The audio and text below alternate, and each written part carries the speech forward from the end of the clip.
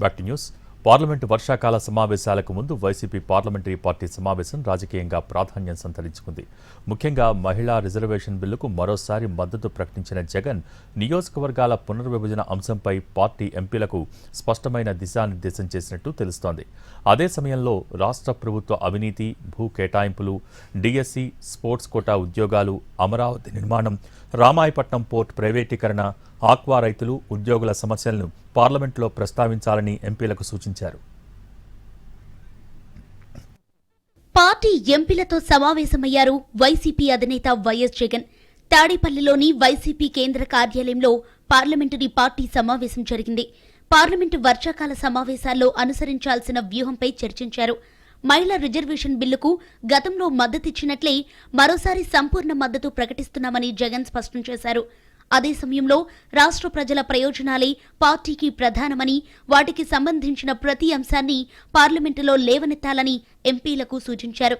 రాష్ట్రంలో పాలన పూర్తిగా దారి తప్పిందని ఆరోపించిన జగన్ డిఎస్సి నియామకాల్లో అవకతవకలు, పరీక్షల నిర్వహణపై అనుమానాలు, స్పోర్ట్స్ కోటా ఉద్యోగాల్లో అక్రమాలు జరిగాయని ఆరోపించారు. ప్రభుత్వ భూముల కేటాయింపులు, అమరావతి నిర్మాణ వ్యయాలు, రైతుల భూముల సేకరణ, సోషల్ మీడియా కేసులు ఇవన్నీ పార్లమెంటులో ప్రస్తావించాలని ఎంపీలకు దిశానిర్దేశం చేశారు.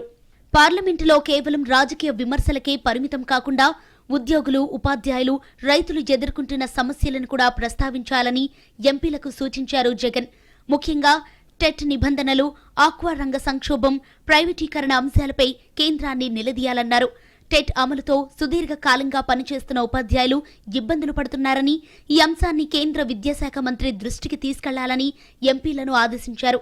టెట్ రాకముందే ఉద్యోగాల్లో చేరిన వారికి ఇప్పుడు టెట్ను తప్పనిసరి చేయటం న్యాయం కాదని అభిప్రాయపడ్డారు. రామాయపట్నం పోర్టు సహా ప్రభుత్వ ఆస్తుల ప్రైవేటీకరణపై కూడా జగన్ తీవ్ర అభ్యంతరం వ్యక్తం చేశారు. దాదాపు పూర్తయిన ప్రభుత్వ ప్రాజెక్టులను ప్రైవేటుకు అప్పగించడం రాష్ట్ర ప్రయోజనాలకు విరుద్ధమని ఆరోపించారు. ఇసుక, మైన్స్, భూముల కేటాయింపులు, మద్యం విధానం, అప్పులు ప్రతి అంశంలో అవినీతి జరుగుతోందని విమర్శించారు. ఆక్వా రైతులు సిండికేట్ కారణంగా నష్టపోతున్నారని, భీమవరం సభలో రైతుల ఆగ్రహం స్పష్టంగా కనిపించిందన్నారు.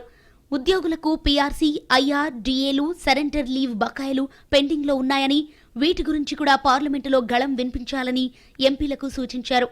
మొత్తం మీద ఈ సమావేశంతో పార్లమెంటు వేదికగా రాష్ట్ర ప్రభుత్వంపై దూకుడుగా వ్యవహరించేందుకు వైసీపీ సిద్ధమవుతోందనే సంకేతాలు కనిపిస్తున్నాయి.